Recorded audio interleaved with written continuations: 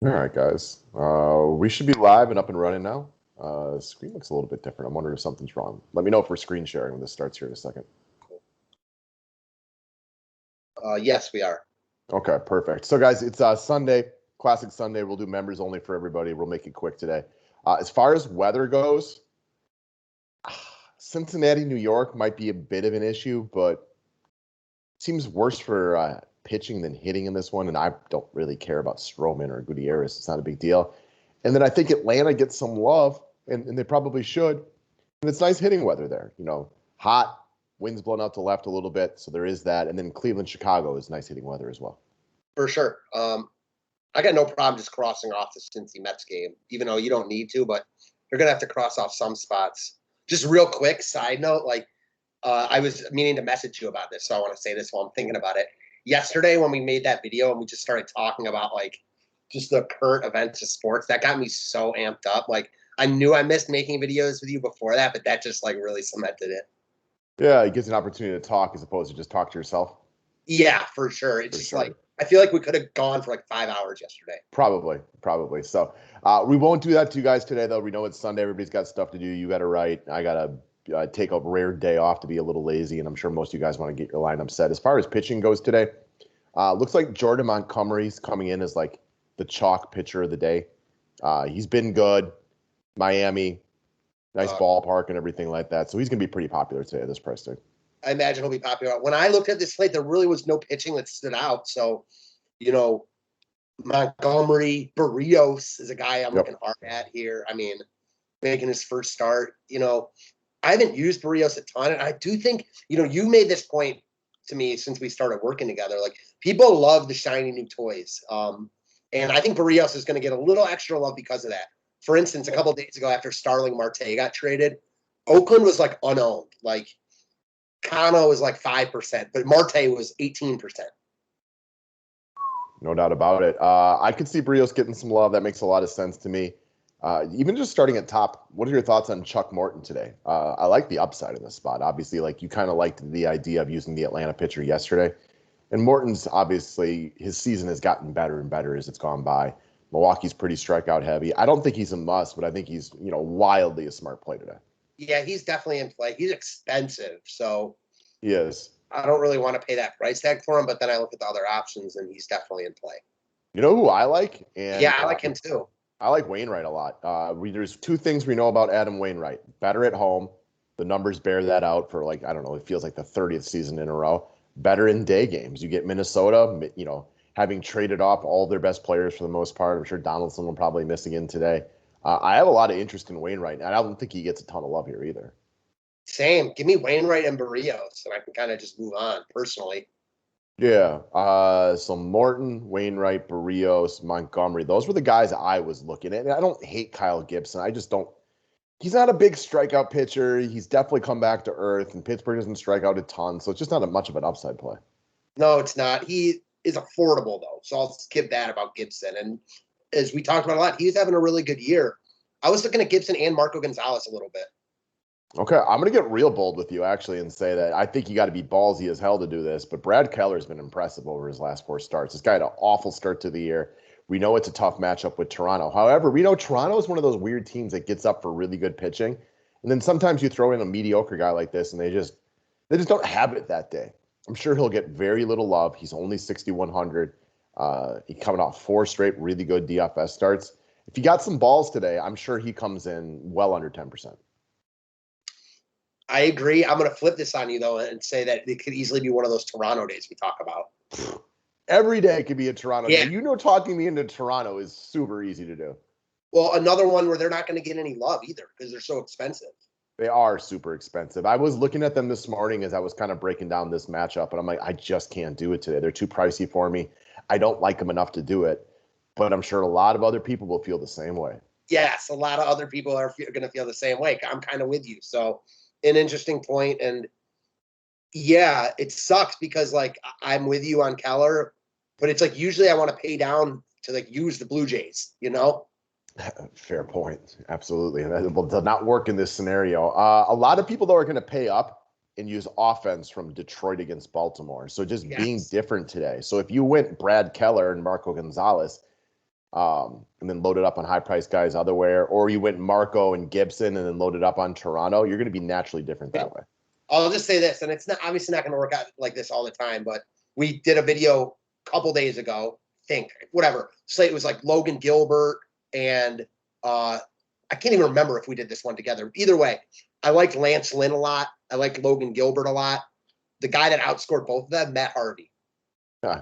Crazy things can happen in baseball, no doubt about it. Well, I liked Joey Votto yesterday to keep the hot streak going. He missed a home run by an inch. You know what I mean? Exactly. Like, that's baseball for you. It's a wild game like that. Yep. All right, so we're going to run through some offenses real quick, and then we'll retouch on pitching at the end. We got Kyle Gibson versus Mitch Keller. Not a great hitting ballpark in Pittsburgh. I think we all know that. Keller's been it's a bad year. He's been better lately. He hasn't pitched in the majors in a while. Oh, never mind. I was looking at something different. Yeah, you're right. What are your thoughts here then? I'll retract everything I said. This is an interesting one because Philly is not that exciting. But we've seen Keller get lit up at home before. So Philly's like, I could see all out stacking them, but they're not like the top stack on the board. I agree. I mean, how can you not agree? I absolutely understand. I don't think I would end up there, but I could. If you put me on a show, I can make a real case for it. I'll say this, though. Rhys Hoskins day-to-day, McCutchen day-to-day, like Sunday lineup if Real Muto's out. If we get like a real watered down lineup, I don't have any interest. I get that. And then I also like, if you want to get again really, really wild, Mitch Keller is not a guy that lacks stuff. He lacks consistency. I 100% agree. Part of me likes more than Brad Keller just because of the spot. I mean, I can get that. I can understand throwing them together. Nobody's going to do that. And then you play for all the high-priced bats, or you use Mitch and Marco and get all the Toronto or whatever it might be. There's a variety of ways to go in this one. Again, these are all ballsier plays, but that makes sense. You're playing for the upside. You know that they could get lit up. But listen, if the Phillies lineup is all of a sudden without McCutchen, no Real Muto, no Hoskins, I mean, yeah, I'm very interested. All right, Alzolay versus Fetty, Chicago's, JV squad against Washington's JV squad. I just don't really care about either side of this game. It could work out in a variety of ways, but I don't like any of the pitching or any of the hitting enough to probably land on it. One guy I think you can look at from an offensive side, Ortega leading off for the Cubs. He's been 2K, or he's 2,700 now, but I know he had a really good game last night. He's been good recently, and he's leading off at 2,700. So that's all it is. That'll play. All right. So let's get back to this Kansas City-Toronto game that we kind of mentioned already. We mentioned how Toronto is like super expensive, and they are, which is going to keep their ownership down. And again, Brad Keller has actually been really good over the past month, but that doesn't take away the fact that for the first couple months, he was god-awful. Clearly, he's a decent pitcher, but he's not a great pitcher. So Toronto is a great offensive team, and that's kind of an interesting play here. It's a very interesting play because, man, Keller's been really good. And you made the point, Toronto gets up for good pitching. Well, Keller's been pitching well. So, maybe the rubber meets the road there. And, Keller finally comes back down to earth. That said, good pitching will almost always be good hitting. So, it's definitely an interesting one. I do lean more the Toronto side with a couple other cheap pitchers I like. Just their power upside alone. I mean, if they can get Keller and then get to this Kansas City bullpen, they hit homers and they steal.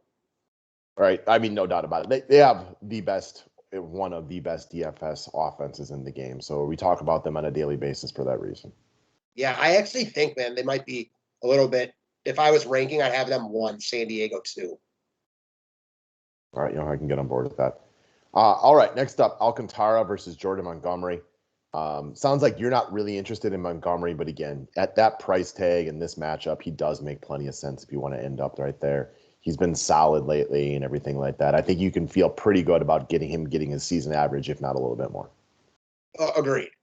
So, must? No, of course not. Alcantara is also a guy who is just, I don't know. This is a guy we were using a lot. He's been less productive lately. Very much less productive. Yankees actually got going yesterday. They helped me out in the day slate. So, guy that's red hot, that's been red hot, is Rizzo. And I was calling this even before the trade. So, yeah. I mean, 3,900, Anthony Rizzo. I mean, just stepped right in and started raking. Yeah, exactly. Another guy I kind of like, he had been slumping big but had a good day yesterday, Stanton. We know how Giancarlo Stanton is, guys. He is very streaky. 2 walks and a double yesterday. I'm calling it home run today. Yeah, so he's 3,900 also. And they won't get any love here. None. Cincy against New York, we kind of mentioned this one. There's some weather issues right here. We got Stroman against Gutierrez. Not, vibing much on anything from this game. The Mets look like they're getting some love. You can see that. Also, Kyle Farmer is absolutely on fire right now as well. So he's very cheap at 3,300. And I don't want to stack against Stroman, but I'm not scared to one off a hot hitter that's cheap. Agreed. All right, so then we go over to Baltimore, Detroit, which is getting a lot of love from the offensive side of things. It's cheap. You got Akil Baddoo, who is, 4,200, and he's one of the expensive guys. Santander is 2K. Grossman, 3,500. This game's going to get probably too much love. Yeah, this is definitely not what I'm trying to use in tournaments. This is one of those spots where, I know Detroit's been better lately, but they're not a good baseball team. They're all right, and Baltimore's obviously bad. But this game could work out in a variety of ways. But knowing that it's chalk, not that interested in a chalky GPP stack right here. I'll throw Spencer Watkins in with those Keller boys. Yeah, he's on my bad side because I streamed him in this game right here. Same. And then I used him in that same league, and he was for minus 10 in a points league. So I don't like him right now, but that doesn't mean he couldn't be good here. Yeah, and it's against Detroit who's getting love, so that's music to my ears. All right, Milwaukee against Atlanta. We got Chuck Morton taking on Anderson. Anderson is what I would describe, very mediocre pitcher, having a very mediocre season. Atlanta's going to get some love right here, and there's a couple of pieces I can specifically get on board with. Swanson coming off of a monster game yesterday. Austin Riley cooled down from a DFS perspective yesterday, but he walked twice, so it's not like he wasn't seeing the ball well. He didn't strike out or anything like that. 4,400, super important. I got an interesting point about Riley, though. First off, I think Atlanta probably gets a little overowned here. Anderson is a better real-life pitcher than DFS pitcher. Not that he's a good real-life pitcher, but so Freeman's 4 or 5 with a couple extra base hits off him. Small sample, but I like that. And I like Soler hitting second. But yeah, Soler has crushed the Brewers all season. I don't know what it is, but when he was playing for KC, he's torched them over and over again. And he was hot before the trade. So he's one of my favorite value bets on the slate. But Riley, I think Riley's an interesting fade. Just because, first off, he's one of the hottest hitters in baseball. So it's risky, and he's going to get a lot of love. But almost all his powers come against righties. Okay. That's an interesting thing to break down. So I get that. Albie's leading off, though. Freeman, as you kind of mentioned. I do want to go back to what we said about Anderson, who, again, I think he's one of these guys that gets overstacked against in DFS. Yes. He's not a great DFS pitcher, but he's a mediocre to maybe even like a C+ real life pitcher. Yeah, he's like a slightly worse version of Wade Miley. Yeah, Wade Miley's better, but he reminds me of Wade Miley, and just kind of their styles for sure. Exactly. Every once in a while, weird things will happen. Like he had 9 strikeouts against Cincinnati, but that's weird. For over his next 16 innings, he couldn't even match that. And like the Arizona was also a weird outlier where he got lit up. Yeah, so I like a couple of the Braves pieces, but quite frankly, it does sound like they're going to be overowned today. Mm-hmm. So what about this next game? And good Lord, what a performance by the kid last night, huh? Yeah, I used him the day before as a punt catcher, so of course he's going to hit 3 bombs the next day. That's crazy, insane, right? This guy was averaging like 1 point something DK points going into yesterday. Look at that. That was a game for you. Crazy things happen. Don't expect it to happen again today. Seriously, he 6 times his DK point output per game in one game. I've never seen that. Mm-mm. What about offense in this game? Yeah, definitely in play. The one thing I'll say, though, Quantrill's been so much worse against lefties, and you feel like all the better White Sox hitters are righties. He's also been well recently, too. Yeah, so, man, I want to like the White Sox, but I don't think I like them as much as I originally was going to. And then Ronaldo Lopez is an interesting one. I mean, I had forgotten about him. I saw him pitch in relief. Like, we always talk about these guys where you could stack against or pitch. If I had to pick like one guy from throughout our years to like lead that list, it's Ronaldo Lopez. Yeah, he's right up there. Now, he doesn't go very deep into games, so when you're evaluating this game, don't really evaluate the team playing Lopez, though, like, because he's going to pitch, what, maybe 50 pitches? I have no idea, but that sounds about right. So I get, I wouldn't, like, if you like Cleveland bats, which I'm sure most people don't just play lefties because Lopez is out there. Like, you're probably just going to get a mishmash of a relief game. For sure. I'm with that. So, good hitting weather here, but I don't feel strongly about either offense. I'm with you on that one. I could see using some White Sox, though, because I don't really think Quantrill's that good. And I do like the Moncada and Goodwins, who are good left-handed hitters, especially Moncada. Makes sense. All right, Minnesota against St. Louis. Adam Wainwright's my favorite play from this game. I don't really dig on any of the offensive guys personally. Kind of like St. Louis. Like, I'm struggling to find offenses I really like. Seattle. Yeah, I like Seattle, but again, they're another team where a lot of their better hitters are righties. So I like St. Louis. Pineda, I think, is coming off a decent start last time out, but he had gotten shelled before that. With 2 decent starts. Okay, I'll give him credit there. So I think it's obviously a boom or bust kind of spot, but I'm struggling personally to find an offense I really like on this slate. Well, you guys know I used to be a big Mike Foltynewicz fan, but quite frankly, this guy gives up home runs at an alarming rate. This guy's given up 10 home runs over his past 12 innings. It wasn't much better before that, so he just gives up a ton of power. He was also pitching kind of well before these past 2 games. Yeah. What we talk about home runs when slates, though. Like, this guy hasn't gone a start without giving up a home run since the Kennedy administration. You are not wrong about that. I will say, though, I'm going to backtrack on something I said like 3 minutes ago.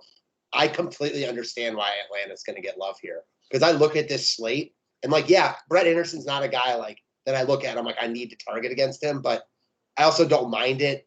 Good ballpark, good weather. I get it. I'll say that. I like the Jorge Soler call a lot. He is one of my favorite plays on the slate. If I made one lineup today, I can say almost certainly Soler would be in it. Definitely the type of day, though, where, like, there is no, like, chalk offense.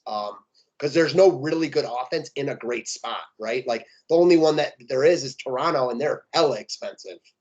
Yeah, this is kind of why I like Seattle today. I think later lineup, later game doesn't get a lot of love. I think Seager gets a little attention. Sure. And then not a ton outside of that. Now, again, they're not a great offense, but they're a baseball team that plays better than we anticipated them to do, and I don't think they're overwhelmingly owned here. No, I don't think so at all. And I'll say this, like, Kelenic, he's a lefty. He's really cheap. You mentioned Seager. Toro's a switch hitter. Sucks you can't play Seager and Toro together. Yeah, that's kind of rough. Oh, no, you can. Sweet. All right, they added that for today. So that's actually really nice because they hit 4 or 5 in the order. There you go. I kind of like Seattle today. I respect it. They're on my bad side because they were awful yesterday. They were. It happens, right? Yeah, I mean, Darvish had K's, but man, I don't know if you probably didn't watch any of it, but Marquez hit like a 430-foot home run off Darvish. Marquez, GOAT. So yeah, it happens. Is Seattle your favorite offense on the slate? I think so. I get it. Because, like, Detroit and Baltimore get a lot of the love. I just think they're just as likely to succeed, if not more, at much lower ownership. You rarely have Seattle as like your favorite stack on any slate. Well, I just love that Folty gives up so many home runs.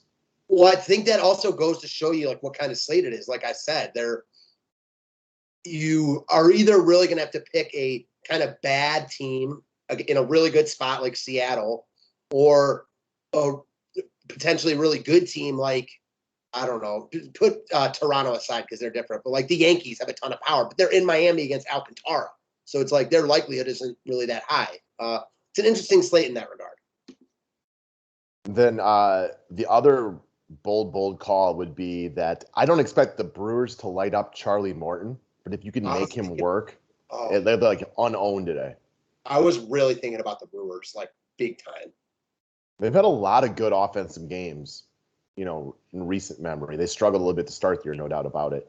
But Morton will walk guys. and like his pitch count can elevate quickly. So if you can get him out of there in 5 innings, it's not like Atlanta's bullpen is the tops in the game or anything like that either. Awful. I was definitely thinking about Milwaukee. If I were making enough lineups, excuse me, I got the hiccups. Definitely had some. Because like, what's a Milwaukee stack?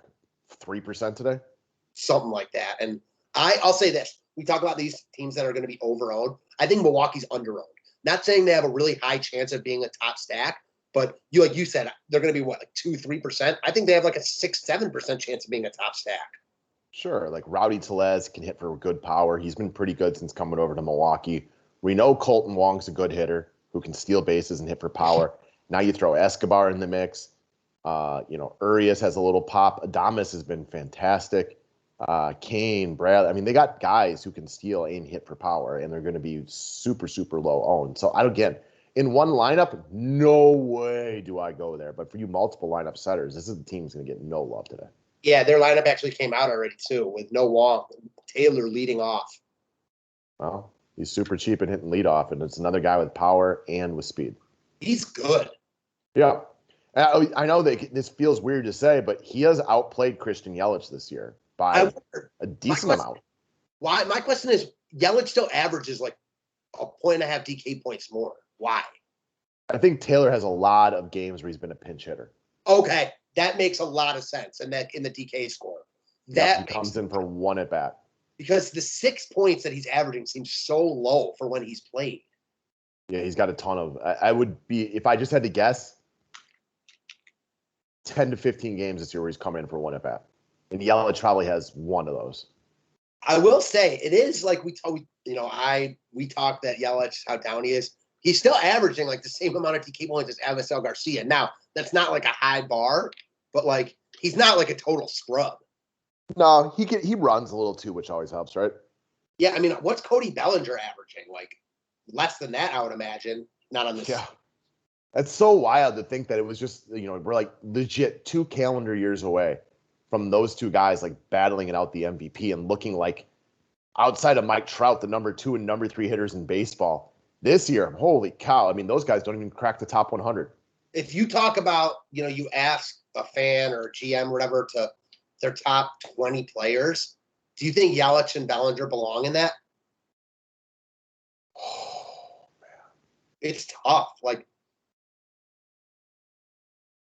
I mean, that's tough because, like, you automatically, like, right now, how could you put them ahead of Juan Soto? Can't. Right, you couldn't.